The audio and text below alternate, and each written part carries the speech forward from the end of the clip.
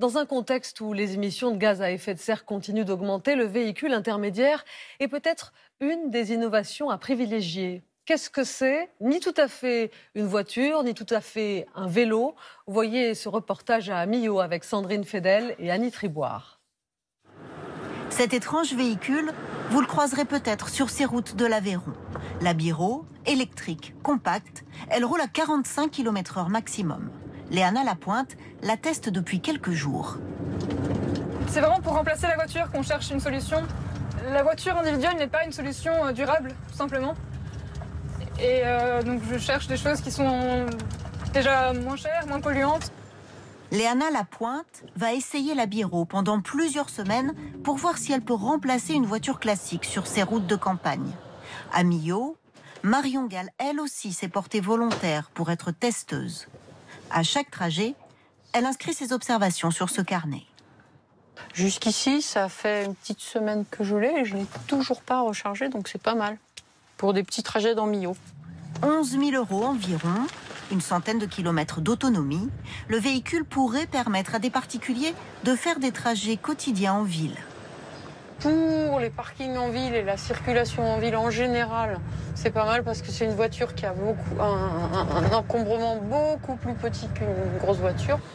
Millau fait partie des 13 territoires en France qui commencent à tester des véhicules dits intermédiaires entre le vélo classique et la voiture. Ils ont aujourd'hui un salon où les particuliers peuvent même les essayer.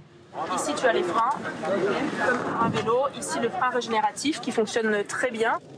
Difficile d'imaginer abandonner sa voiture pour certains de ces engins. Mais d'autres prototypes pourraient remplacer rapidement des flottes d'entreprises. Ce véhicule-là, dans son ensemble, est plus léger que la batterie toute seule d'une Zoé, par exemple. C'est-à-dire moins de 400 kg pour ce véhicule. Et en fait, dans les usages du quotidien, on va pouvoir faire à peu près les mêmes déplacements avec une autonomie de 130 à 150 km. Donc ça suffit finalement largement. En France, le secteur du transport, c'est 32% des émissions de gaz à effet de serre. Et à elles seules, les voitures individuelles représentent la moitié de ces émissions. Ces véhicules, une solution pour limiter le réchauffement climatique. On a 10 fois moins d'émissions de gaz à effet de serre en fait, avec ce type de véhicule par rapport à une automobile électrique. Puisqu'en fait, il y a 10 fois moins de matière, des batteries 10 fois plus petites. Il existe même aujourd'hui une alternative pour les transports scolaires. Ce bus qui roule à la force des mollets et à l'électricité. Ça va vite et c'est froid. C'est un peu pareil que le bus, sauf qu'on pédale. On n'use pas d'essence. Des voitures plus petites et qui consomment moins d'essence, l'idée ne date pas d'aujourd'hui. Au milieu de la cohue, voici une toute petite voiture qui a l'air de se faire excuser. C'est peut-être la voiture de demain.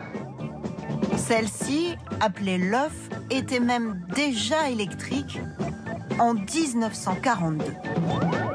Des projets abandonnés, mais avec la crise climatique, ces drôles de voitures font leur retour. Cette entreprise des Alpes de Haute-Provence en est même au stade industriel. L'an prochain, quelques milliers de ces véhicules sortiront d'ici. On a un moteur dans chaque roue, ce qui nous a effectivement permis de libérer tout l'espace ici où se serait trouvé le moteur et qui confère à l'habitacle un plus grand espace. Vous n'irez pas à Marbella passer vos vacances en Espagne avec un véhicule de ce type. Par contre, tous les jours, il vous emmènera au travail, il vous emmènera faire vos courses, il vous emmènera faire votre sport. Des véhicules sobres dès la conception, bien moins gourmands en énergie, une solution adaptée aux usages quotidiens. En France, la distance médiane domicile-travail est de 12 km.